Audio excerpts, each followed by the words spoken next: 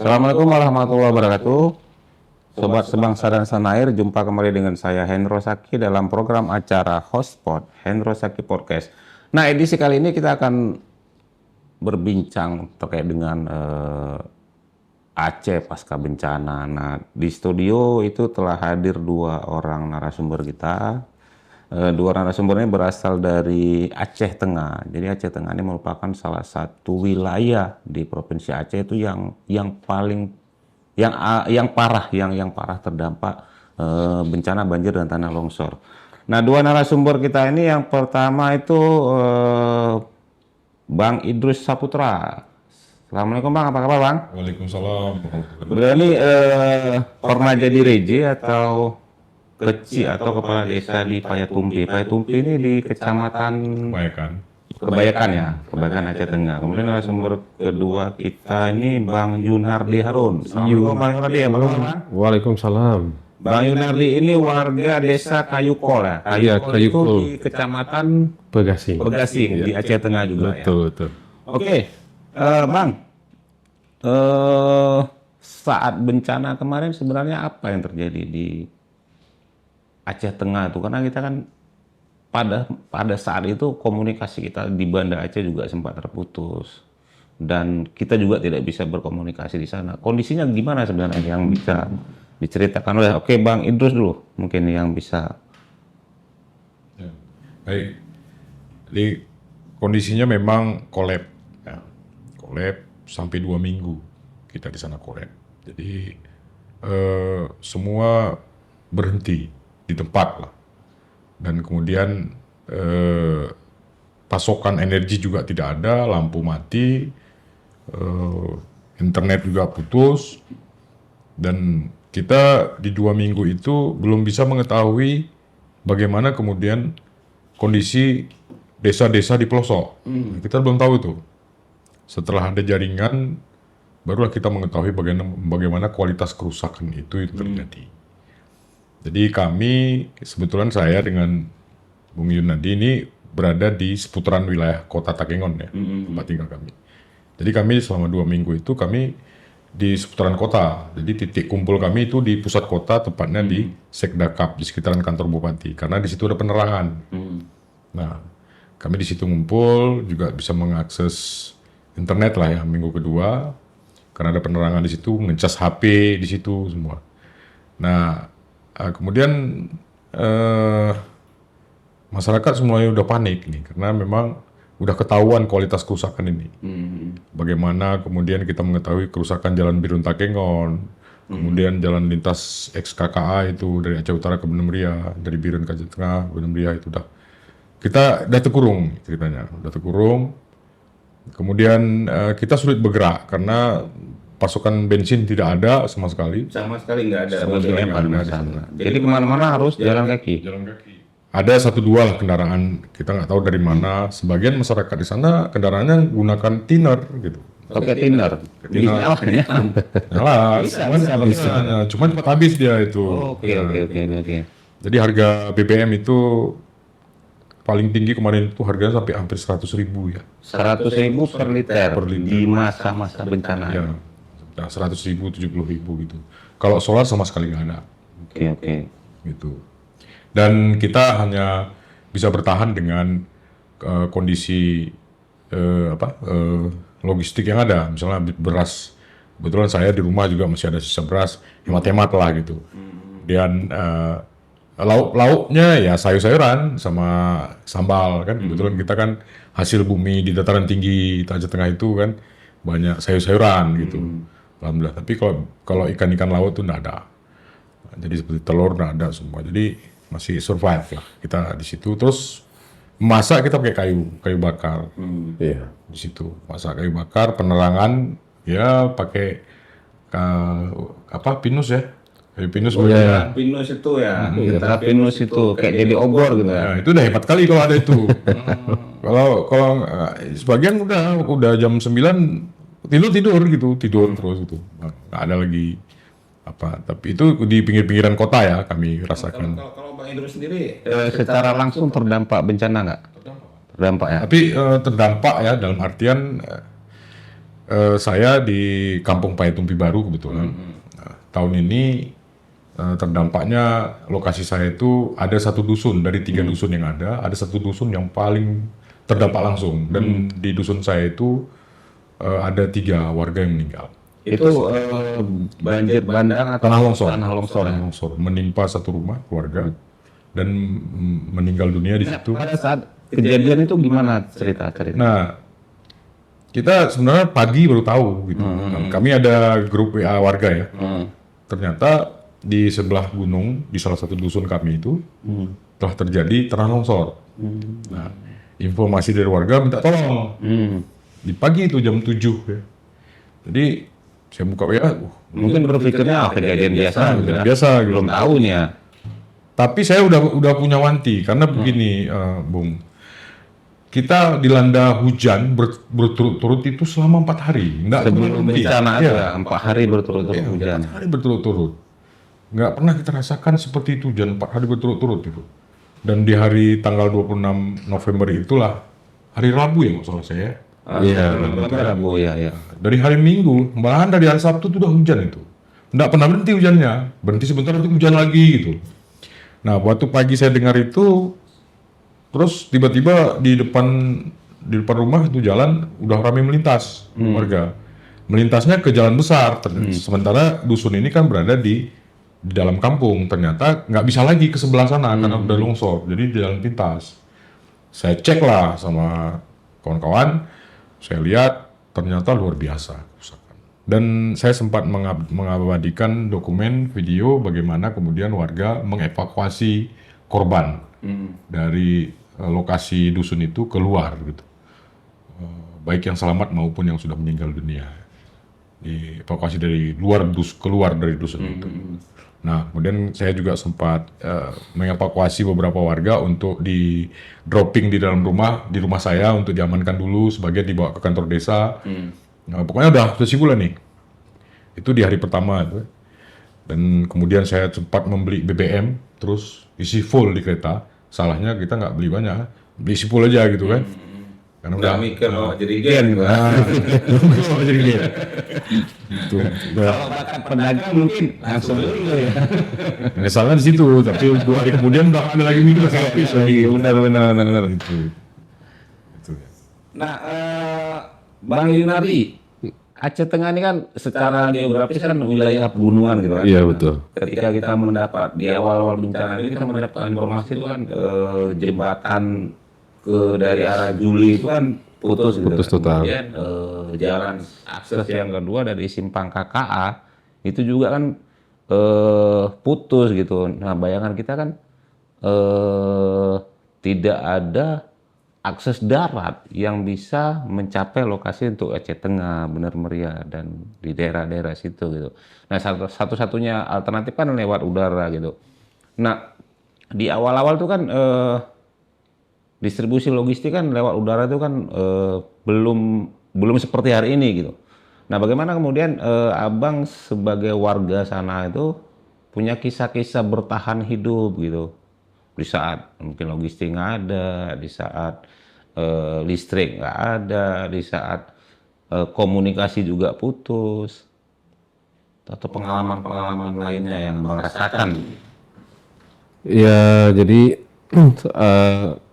situasi di hari pertama kita awalnya masih menganggap biasa, mati lampu biasa lah.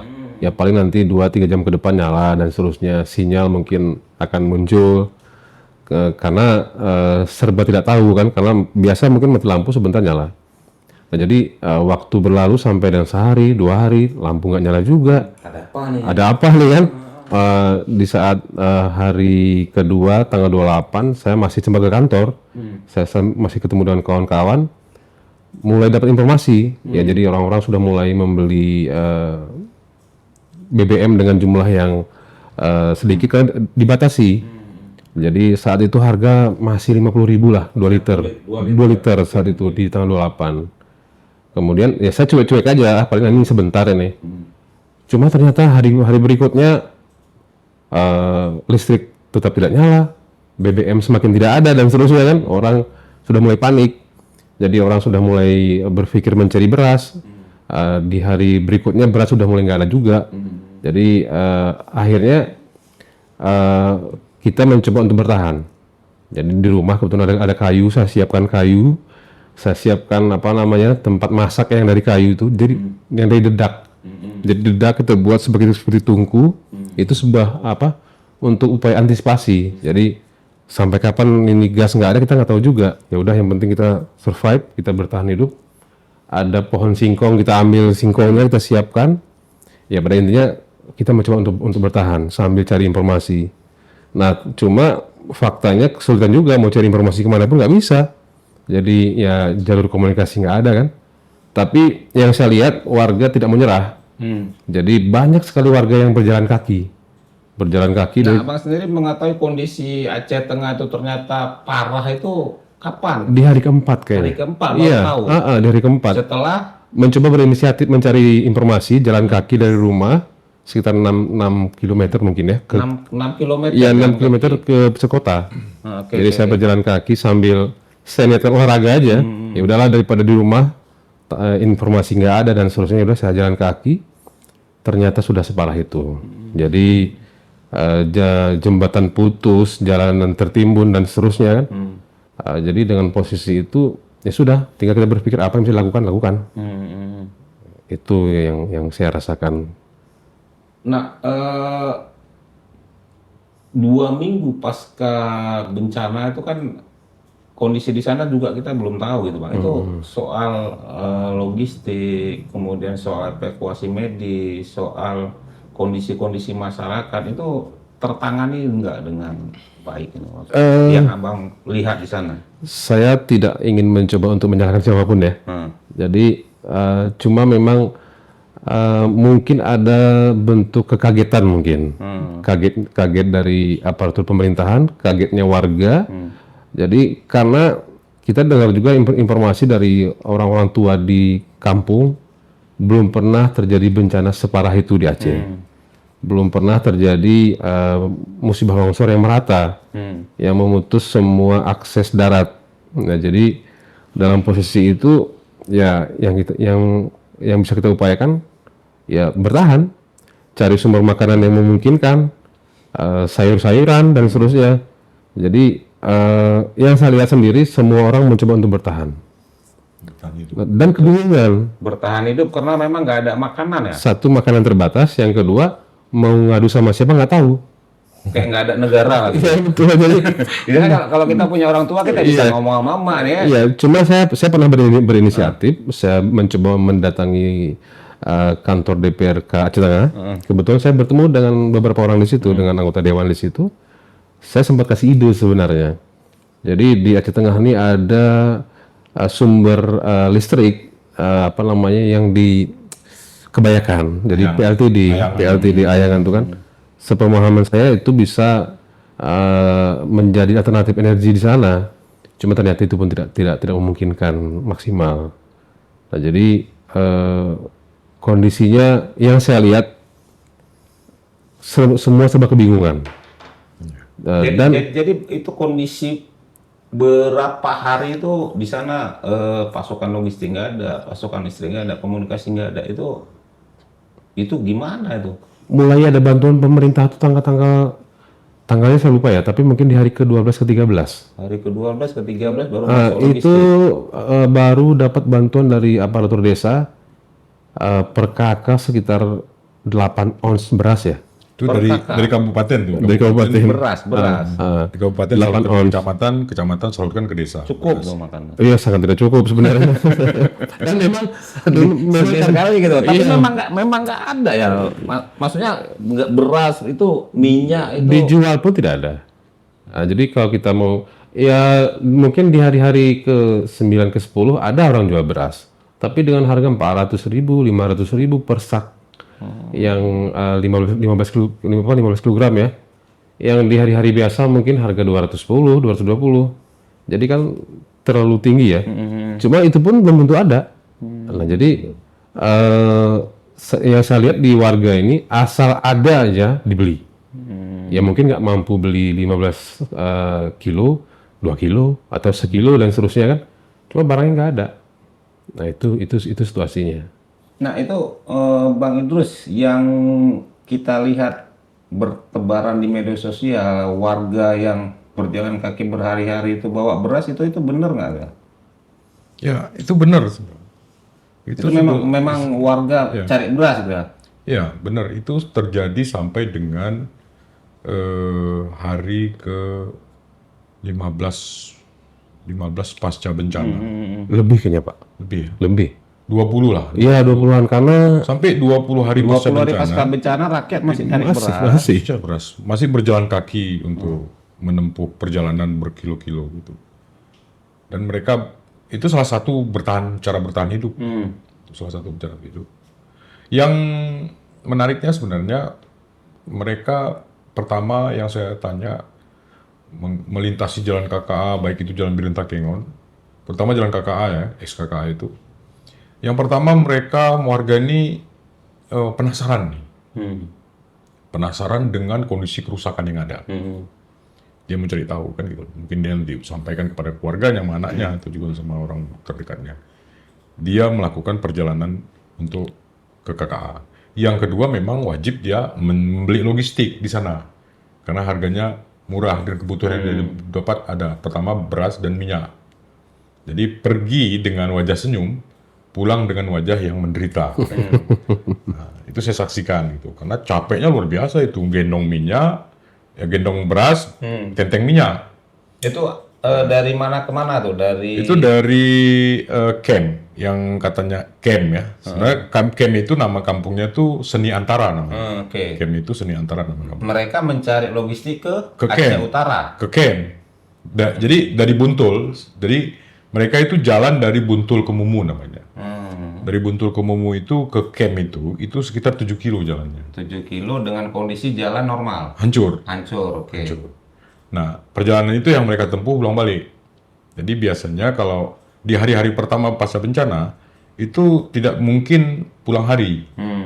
Pasti nginap dulu semalam di camp, terus besok pagi baru melanjutkan perjalanannya sampai sore di Buntul.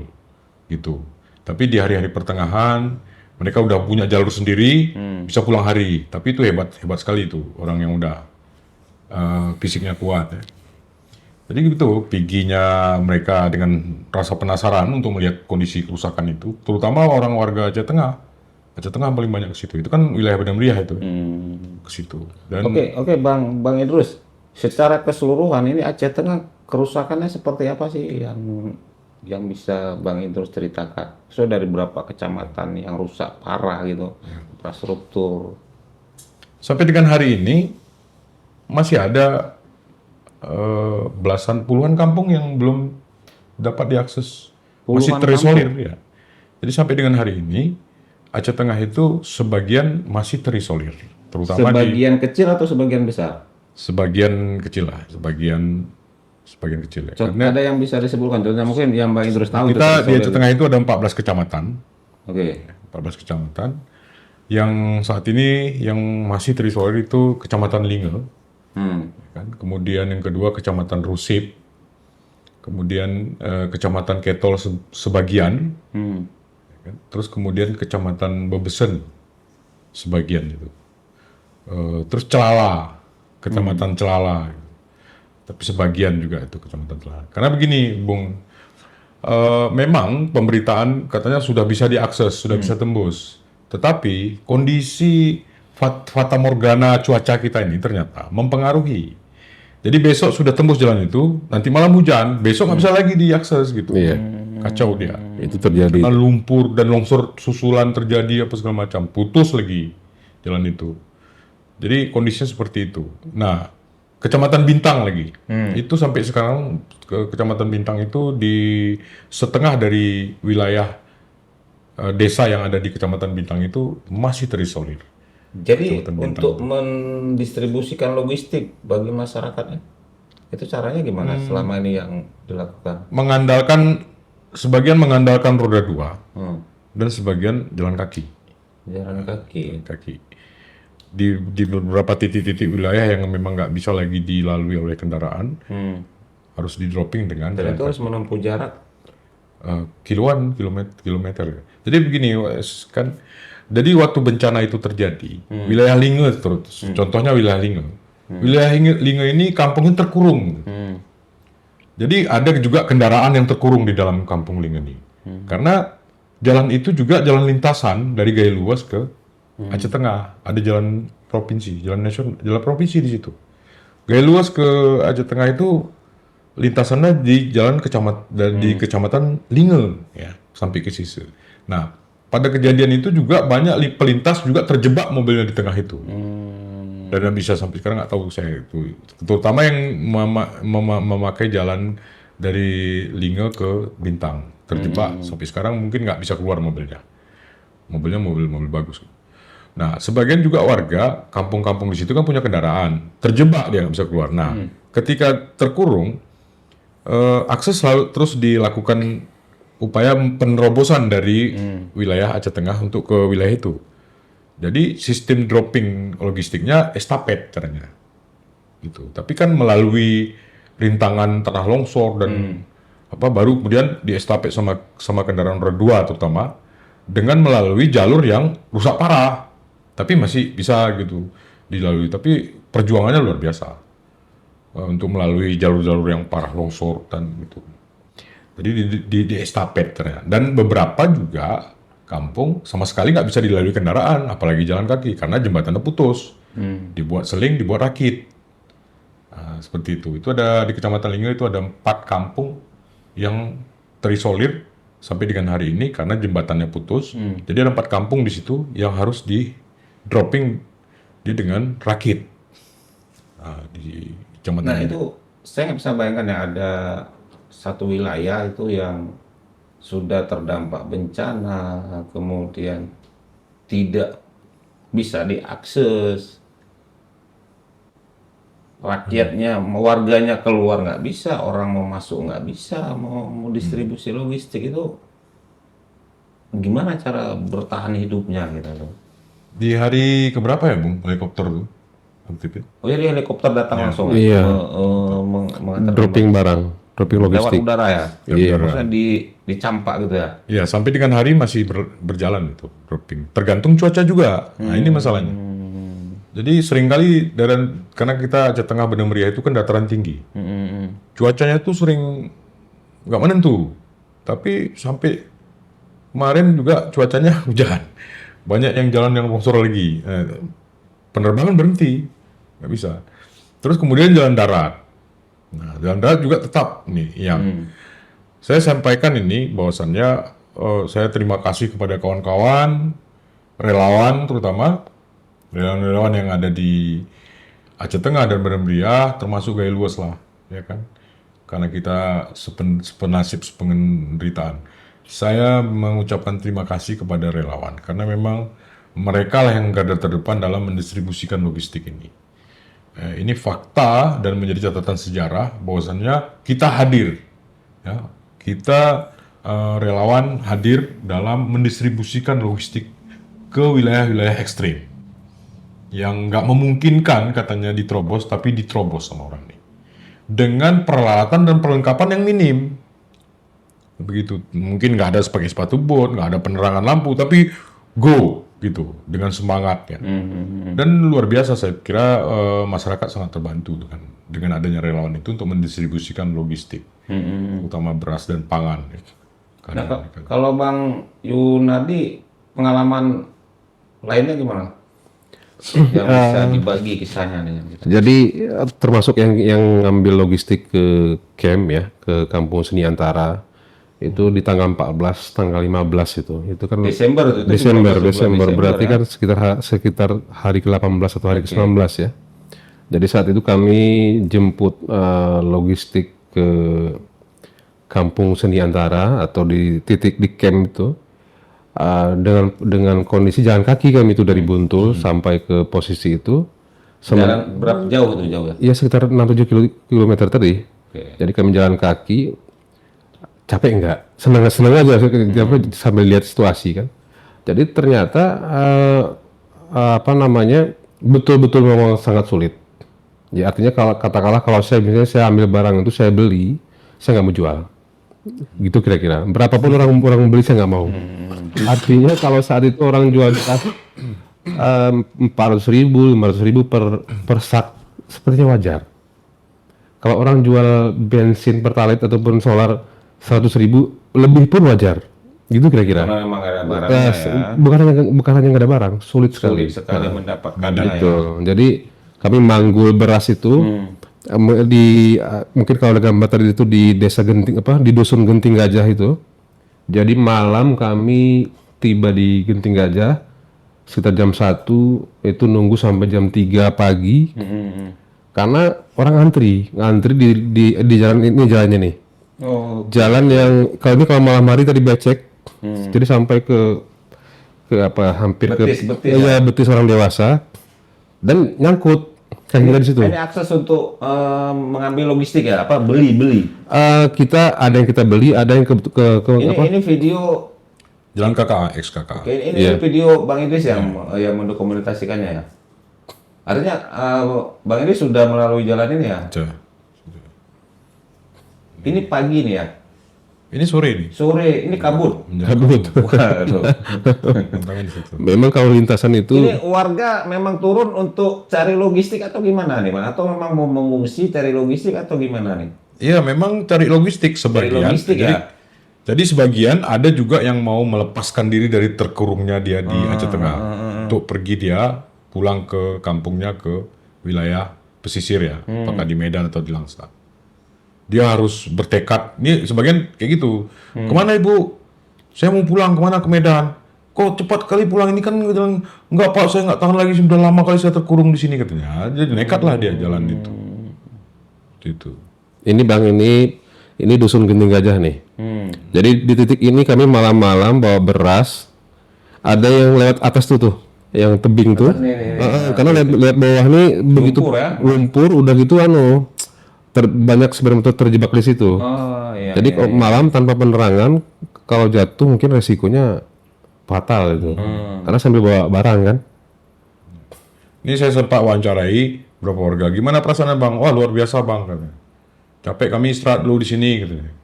Mau balik lagi Bang? Enggak lagi lah. Tapi memang kondisi pada saat itu yang ada dalam benak kita itu bagaimana survive ya, bertahan betul. bisa dapat logistik gitu. Iya. Nah itu mensiasati untuk bisa dapat logistik, untuk bisa survive itu kan ada bagaimana gitu inisiatif yang kemudian ya nggak pernah kita pikir kemudian akan terpikir gitu Pak. Untuk bertahan hidup kan seperti itu deh. Itu yang disebut tadi apa ya? Naluri. Kita punya naluri. Mungkin kalau binatang dia punya insting kan. Kalau kita setiap manusia kan punya naluri. Ketika kita dipaksa untuk bertahan hidup, kadang-kadang hal-hal yang nggak pernah kita pikir itu kan terpikir ya. Iya. Nah itu ada pengalaman itu nggak? Ya ada sih. Saya dari awal kejadian itu kan sudah punya insting. Ya. Karena kan dulu saya sebagai RJ kepala desa di kampung saya. Itu 2020 tuh saya pernah kampung saya menghadapi bencana banjir bandang Paitumpi Baru. Dan itu saya sudah pengalaman juga di situ saya ambil. Jadi ketika bencana tadi saya langsung beli minyak, terus beli ke pasar beli lilin, kan? Kemudian kalau ada minyak lampu saya beli minyak lampu. Ternyata minyak lampu saya nggak dapat. Boom. Lilin pun juga saya beli cuma 5. Rugi juga saya beli cuma 5. Biasanya pinggir situ udah nggak ada lagi. Minyak lampu juga kayak gitu. Ini hari keberapa nih Bang Idris nih? Nah ini memang harus lewat jalan ini ya untuk bisa keluar dari Aceh Tengah ya. Nah ini kan inilah bekas jalan sepeda motor yang dilalui sehingga seperti jalur kerbau nih. Udah berparit nih. Begitulah mereka menempuh jalur melintasi bukit-bukit karena jalan utama udah nggak bisa lagi dilalui. Jadi jalan potong. Masuk kebun-kebun orang gitu jalannya ini seperti ini masyarakat yang ingin keluar dari Aceh Tengah atau masyarakat yang ingin cari logistik ini? Sebagian anak yang mau keluar ya, yang mau keluar. Sebagian ada yang menjemput anaknya di pesantren misalnya di daerah Langsa atau di Biren gitu kan karena kepanikan gitu. Sebagian cari logistik gitu.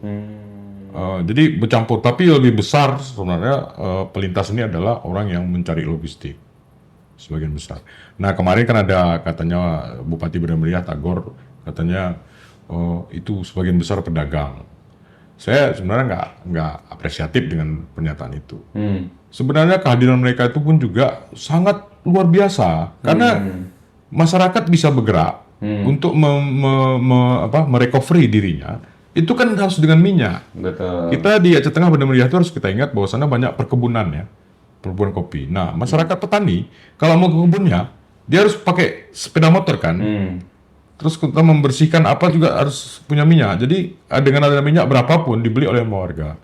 Jadi kebutuhan minyak di kota itu asal ada jadi beli gitu. Makanya pelintas itu pun juga sebagian ya itu pedagang yang mengambil minyak ke Seni Antara di camp terus dibawa ke Buntul. Nah itu sebuah perjuangan luar biasa bagi mereka yang pedagang itu. Tapi tetap juga harus dibeli. Memang butuh kan gitu. Sebagian langsung warga yang bersangkutan atau orang yang bersangkutan untuk ke sana jalan gitu untuk beli gitu. Nah itu kebutuhan beras juga seperti itu. Itu kondisinya di jalan ke SKKA ini sampai dengan hari ke-20 pasca bencana ya, untuk dropping mobil ini. Ini kalau kayak gini sini sudah masuk ke hari ke-30 atau Ini dari ke-24. ke-30 nih ya, udah mulai jalan, ada akses jalan ya. Sebelumnya ini sama sekali nggak bisa dilewatin ini ya. Ya, luar biasa ini. Ini di Wepasi namanya. Weh pasti ya. Ya, Wepasi. Ini sekitar tanggal 28, 29 kayaknya ini. Desember ya. Desember. Jadi sudah lebih dari sebulan ataupun Nah ini sebulan. jalan ini kan normal nih, karena nggak ada hujan nih, Bro. Bung. Tapi kalau ada hujan, jangan harap ini bisa dilewati. Harus ada alat di situ. Ya, oke. Ya, Jadi itulah. situasinya benar-benar parah, Bang. Iya, jadi parah dan adanya ketidakpastian. Ketidakpastian Iya, apa nih? Informasi, kemudian situasi realnya seperti apa. Karena apa? Karena kita tidak punya jalur komunikasi untuk bertanya dengan siapa. Listrik, ya ini gara-gara dampak nggak ada listrik, nggak ada sinyal lah ya. Ya cuma yang saya lihat, yang saya salut lah dengan warga Aceh Tengah Banda Meriah. Pertama tidak ngeluh. Yang kedua nggak mau saling menyalahkan. Udah lakukan apa yang bisa dilakukan. Jalan kaki ke camp pun silahkan lakukan. Yang penting cari barang. Mungkin sebagian untuk pribadi, sebagian untuk dijual dan seterusnya. Jadi saya kira itu salah satu bentuk kemampuan bertahan hidup. Nah jadi yang saya lihat nggak marah mereka. Ya mereka marah, mereka ingin ngamuk tapi masih menahan diri. Betul. Yang Mau marah juga nggak bisa. Iya. Puncak marah tertinggi itu kan diam. Iya betul. Nah, cara orang bertahan itu kadang-kadang kalau bahasa ini daripada kita menyalahkan kegelapan, Ya. mending kita hidupkan lilin kan. Betul. Gitu. Mungkin seperti itu yang dilakukan oleh warga ya. Ya artinya mungkin mereka menganggap nggak ada gelap. yang ada tuh nggak ada kekurangan cahaya. Iya. Kan gitu kira-kira kan. Artinya apa? Walaupun tidak ada listrik, ya udah yang penting ada collect center aja. Ada collect center pun itu sudah senang. Dan itu saya alami berhari-hari, berminggu-minggu. Jadi kalau misalnya lampu emergensinya nggak sempat saya cas ke pusat kota, paling nanti saya beli collect center. Saya beli collect center, saya nyalakan nanti sengaja agak malam, mungkin jam 10 saya nyalakan agar cukup sampai pagi. Besok nanti beli lagi collect center lagi atau cas lagi lampu emergency. Nah, jadi memang kita nggak ingin menyalahkan siapapun. Udah lakukan apa yang bisa. Makan mungkin yang biasanya kita dengan porsi yang lebih sambil menunggu kepastian ya kita membatasi diri. Itu saya lakukan. Kemudian gas. Jadi gas kebetulan di rumah sampai dengan hari ke-6 ke-7 masih ada sisa itu. Tapi kita siasati yang untuk masak mungkin menggoreng pakai kompor gas. Tapi untuk masak air, ngerebus sayuran, masak-masak yang agak-agak butuh waktu lama itu pakai kayu bakar. Nah, jadi kita sesuaikan, kita adaptasi kan. Itu hampir kebanyakan warga seperti itu yang mereka lakukan. Jadi masak pakai kayu itu udah biasa.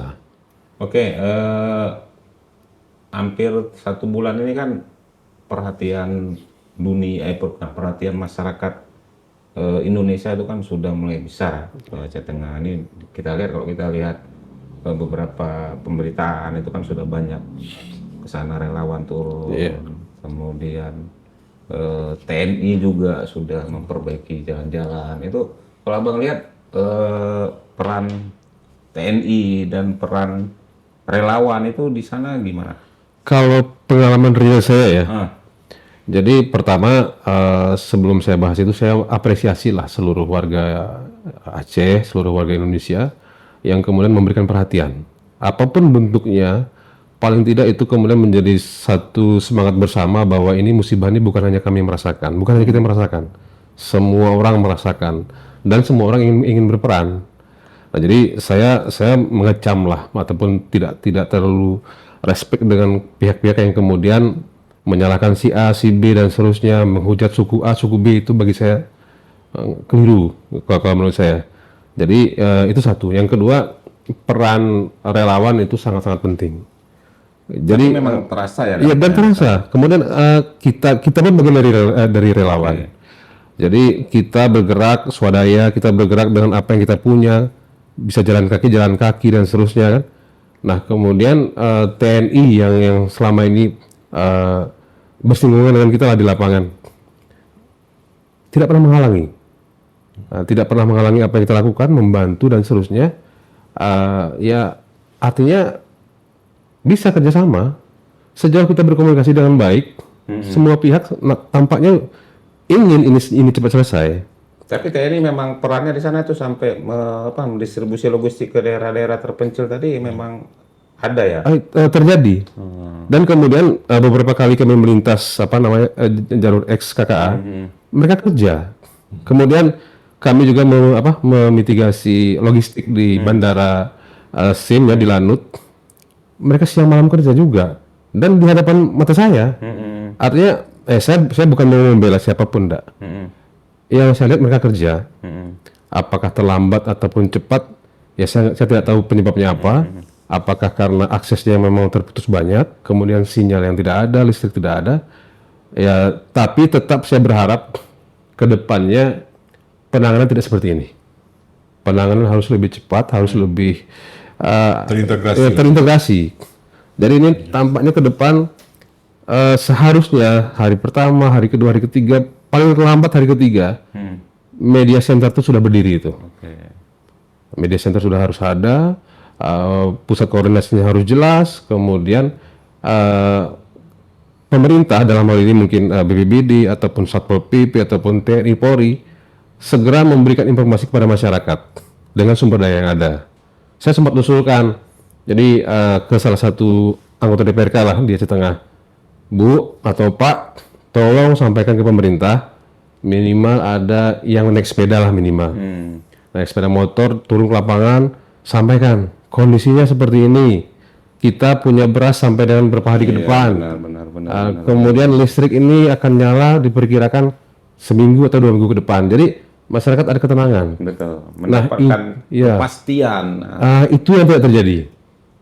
Itu tidak terjadi. Nah, kalau Bang Idrus, bagaimana melihat peran-peran relawan di sana dan peran-peran TNI dalam pasca tanggap darurat di Aceh Tengah kemarin? Ya, saya lebih ke peran relawan ya. Karena memang kebetulan banyak rekan-rekan saya di sana membuka posko dan kerja-kerja mereka adalah membantu masyarakat korban di daerah-daerah terpencil untuk mendistribusikan logistik. Pergi pagi, pulang sore. Bahkan ada yang pulang esoknya. Dengan susah payah. Dengan tidak dibayar gitu. Dengan sukarela mereka pergi.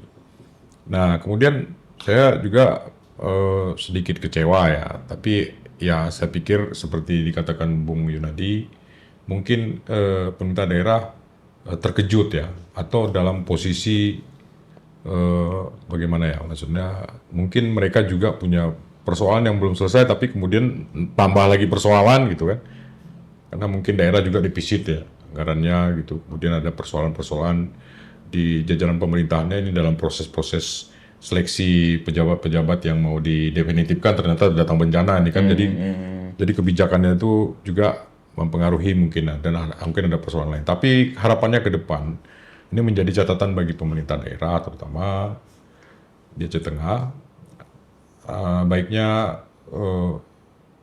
itu tadi turunlah ke masyarakat dan menyampaikan informasi ke masyarakat. Kami berharap pemerintah daerah itu menjadi garda terdepan, terutama BPBD dan juga tagananya gitu, untuk sekiranya muncul dalam hal menangani seminimal mungkin gitu. Menangani misalnya terutama wilayah-wilayah yang terisolir itu bagaimana diterobos, kemudian mereka hadir di situ aja itu udah luar biasa bagi masyarakat. Berarti negara hadir katanya kan gitu. Itu yang diharapkan oleh korban sebenarnya di masa-masa awal itu. Nah, Bang Idrus, itu kan kita juga banyak mendapatkan foto-foto ya pasca bencana di Aceh Tengah, itu kan juga ada gelondongan kayu-kayu. Faktanya apa memang ada penggundulan hutan di sana? Karena saya pernah tinggal dulu di sana tuh 99 kan. Itu kan masih asri, cuacanya juga masih betul-betul dingin dulu ya. Ini ada nggak fakta-fakta bahwa antara bencana ekologis ini ada kaitannya dengan misalnya semakin berkurangnya tutupan hutan, semakin berkurangnya itu ada korelasinya nggak? Kalau yang kita lihat. saya kira itu pasti ada gitu. Ada misalnya di Kecamatan Toeran ya, Toeran pinggir danau. Di Toeran, Kampung Toeran pinggir danau, kita bisa lihat tadi Wikiron ini, itu banjir bandang berupa kayu itu datang dari atas. Publik harus tahu di belakang itu sudah kebun dan digundulin itu di belakang danau itu. Itu hutan mangu namanya di belakang. Hutan mangu namanya. Tapi itu sudah digundulin. Di situ ada sungai bawah tanah di situ. Saya pernah ke situ dulunya. Ada seorang sungai, tapi sungainya nggak nampak. Ternyata sungai bawah tanah di situ. Dan di Burkelieten tuh sempat anak-anak pecinta alam sering mendaki ke Burkelieten. Itu sempat juga dari Polres Aceh Tengah menangkap salah satu oknum warga di situ membabat hutan di situ. Kan ini kan sudah terjadi kerusakan di situ. Yang nggak nampak di sebelah bukit mereka gunduli. Kalau dari danau kita kan nggak nampak tuh. Tapi di belakang bukit itu udah digunduli. Nah sekarang terjadi ini terjadi. Ini kan kayu-kayu bekas penebangan, sebagian ya, tapi sebagian juga kayu-kayu yang masih di hutan karena longsor kan terbawa. Tapi sebagian ini sisa-sisa kayu penebangan, bekas-bekas pembukaan lahan. Ini Toeran. Dan kita berharap ke depan kepada pemerintah Aceh Tengah terutama, karena saya di Aceh Tengah, ini harus tegas. Jangan setiap tahun hanya mengeluarkan data bahwasannya jumlah APL di Aceh Tengah itu bertambah. Kami memohon kepada ke pemerintah itu hadir gitu untuk mencegah APL itu mengembang luas. Tidak ada ambisi dari pejabat dan jangan kami dengar dari pejabat ada ambisi mengusulkan ke pusat untuk membuka APL. Nggak ada itu, nggak boleh. Ini sekarang kita berharap dengan kejadian ini tidak ada lagi APL. Dan bahkan lahan-lahan yang sekiranya kosong, walaupun sudah diklaim oleh masyarakat, kalau misalnya setahun 2 tahun nggak digarap, ditanam kembali diklaim jadi hutan. Dan itu harus wajib gitu. Kalau misalnya kita mau bercontoh kepada bencana ini, saya juga beberapa kawan-kawan lingkungan dari dulu telah menyuarakan masalah ini terkait dengan shape danau gitu. Di pinggir danau itu bagaimana masifnya perambahan itu, APL itu terjadi. Bahkan sumber air bersih di depan mata kepala kita itu dirambah hutannya. Tapi kita diam gitu. Hanya kawan-kawan aktivis lingkungan aja yang menyuarakan. Entah didengar atau tidak. Tapi kita sudah menyuarakan itu kepada pemerintah daerah bahwa sumber air itu harus diselamatkan. Nah sekarang terjadi di Mendali contoh. Mendali dan Burgaja. Gimana Oregon itu. Ini fakta dan Mendali menjadi korban sekarang. Karena itu sumber air bersih di Burgajah itu dan longsornya luar biasa. Satu dusun habis. Gitu. Korban berjatuhan. Nah kemudian memang intensitas hujan itu berdasarkan perkiraan BMKG memang punya dampak juga ya. Dampak juga. Hujan yang tinggi, volume yang. Iya. Saya melihat dari pesawat tadi, saya lihat di daerah Pamar ya. Itu hutannya lebat, tapi banyak hutannya sudah bopeng-bopeng karena longsor. Berarti tebing-tebing hutan itu longsor semua. Dan mengalir dari hulunya ke hilir, ke sungai-sungai gitu kan. Dan itulah mengakibatkan banjir yang luar biasa di Pidijaya. Saya lihat itu. Itu saya lihat tadi di pesawatnya.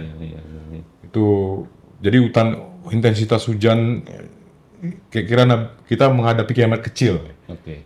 Nah, kalau sekarang kondisi masyarakat di sana gimana, Bang? Udah normal hari ini? Kita bicara saat ini, pasca ini udah 40 hari lah. Iya. Pasca bencana itu udah normal kehidupannya, sudah seperti biasa atau gimana? Maksudnya seperti biasa dalam mana? Kebutuhan pangan itu sudah harganya sudah normal, masyarakat sudah kembali beraktivitas normal. Kalau untuk beberapa kebutuhan dasar mungkin sudah kalau dibilang cukup ya belum mungkin ya, tapi ya untuk bertahan mungkin sudah aman lah sebagian. Artinya apa? Pasokan beras, baik bantuan dari pemerintah ataupun relawan dengan jaringan masing-masing tersalur ke masyarakat, tapi belum maksimal. Artinya apa? Ya mungkin bertahan hidup 2-3 hari seminggu ke depan mungkin aman ya untuk beberapa pihak. Walaupun ini kita masih harus menyisir juga nih ke beberapa titik. Karena seperti ya contoh hari ini nih kawan-kawan juga turun ke lapangan, berikan bantuan ke beberapa titik. Ternyata ada yang baru menerima sekilo, ada yang sudah menerima 3 kilo, ada yang sudah 5 kilo dan seterusnya. Artinya bervariasi. Karena distribusinya belum merata ya. Ada beberapa yang dapat banyak, ada betul, beberapa tempat yang dapat betul. sedikit. Ini kan bukan soal akses kali ya. Mungkin satu soal akses, yang kedua data ya. Artinya oke. tampaknya perlu sinkronisasi data. Jadi sinkronisasi data antara pemerintah, dalam hal ini mungkin BPBD, mungkin dinas sosial dan seterusnya, lalu kawan-kawan relawan, baik relawan yang terdaftar di pemerintah atau relawan mandiri yang belum terdaftar, sehingga nanti tidak tumpang tindih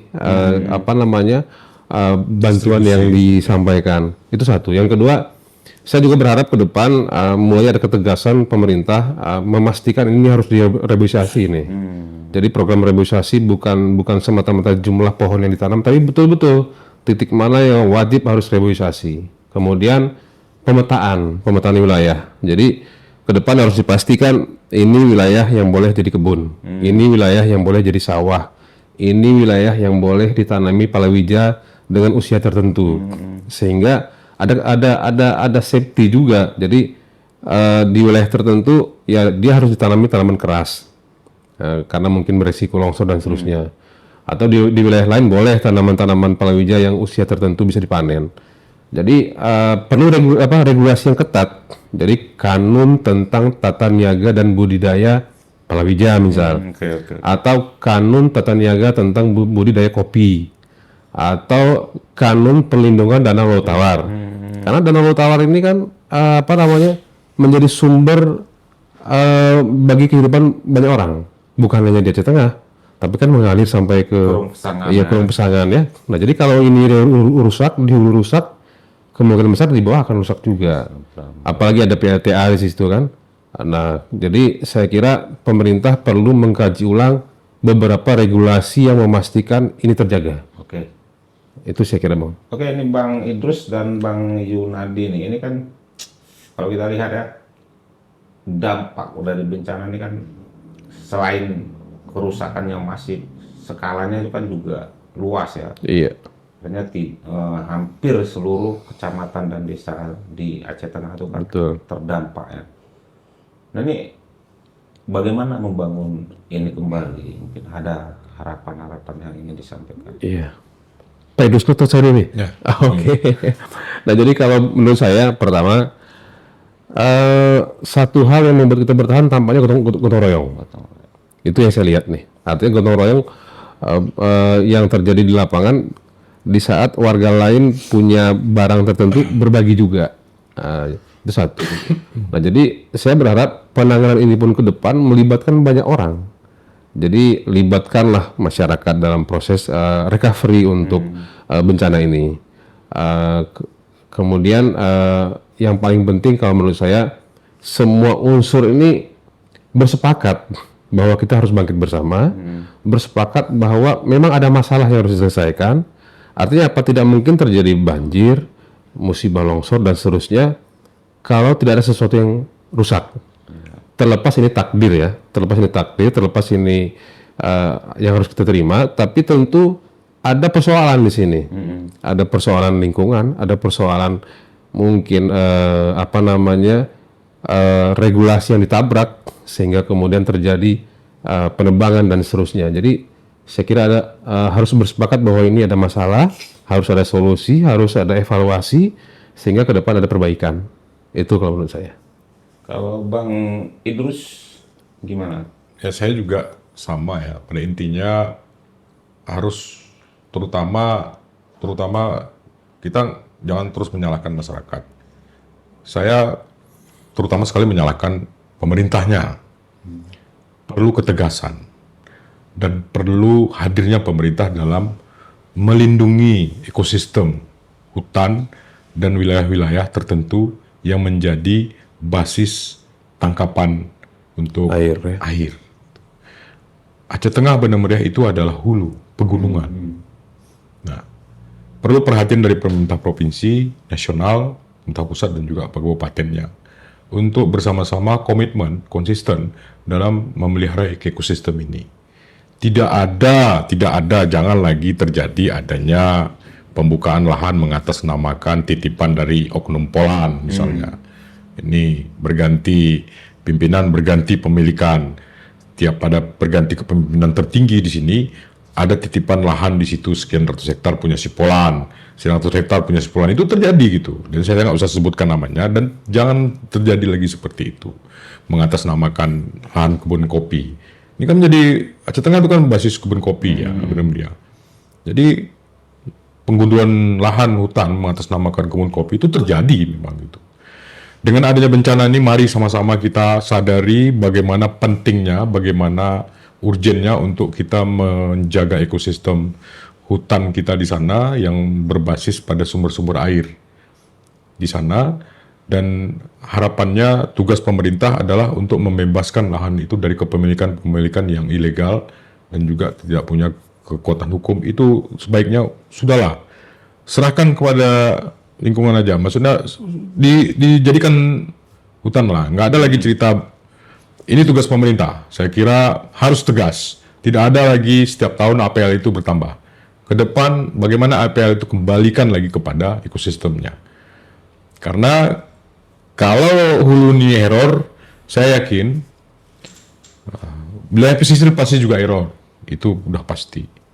Dan pesan saya kepada generasi hari ini, tinggalkanlah hal yang bisa menyenangkan atau bisa membuat generasi berikutnya bangga terhadap generasi hari ini. Karena kita menyisakan ekosistem hutan untuk generasi yang akan datang. Jangan kemudian generasi yang akan datang menilai generasi hari ini ternyata rakusnya luar biasa. Ya. Kami tidak diberi sisa untuk hari ini. Dan ini menjadi catatan. Saya kira seperti itu. Terima kasih. Seperti kata Profesor Emil Salim, Ya. ya kan? Hutan ini bukan warisan, tapi titipan. Kan? Iya. Titipan. Karena namanya titipan ya nanti kita harus serahkan dalam keadaan baik. Baik, itu aja Bang Idrus, Bang Saputra. Terima kasih atas kehadirannya di studio kami. Kita sama-sama berdoa dan juga minta seluruh masyarakat Indonesia berdoa semoga Aceh segera pulih, Aceh Tengah juga segera pulih, dan mudah-mudahan masyarakat bisa kembali dalam kehidupan normal.